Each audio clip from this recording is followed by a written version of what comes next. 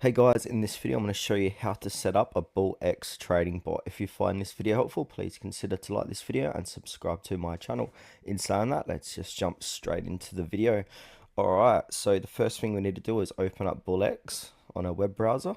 Then from here we'll be taken to this page here where it says start trading in seconds. Connect your Telegram to start trading instantly. So you need a Telegram account to use Bullx. So from here, click on connect Telegram. Now this is going to redirect you to Telegram, or before it's going to redirect you to a page that looks like this. Then go ahead and click on Start Bot, and now it should open up Telegram.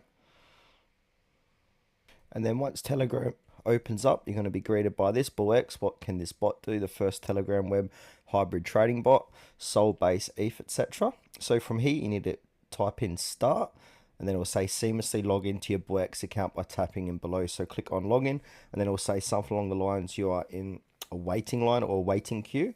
And now to fix this, just go ahead and copy in the code. I'm going to leave this in the description below. Simply click on the Bullx link or put in the code here. So copy this code and head back to Telegram, and now paste this code in to grant you access to use the Bullx trading bot account. Then once you put in that code, go ahead and click on login and then open this link. And this is going to redirect you back to Bullx.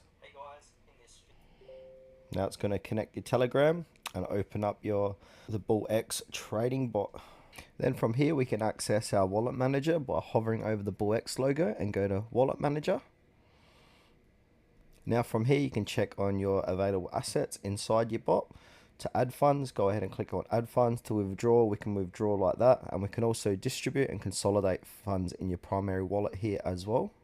And now to add a wallet, I've already got 2 wallets added. It says 2 verified wallets. Just simply click on the add wallet button and then choose your wallet type. So we can use Solana or EVM to give your wallet a name, and then enter your wallet address.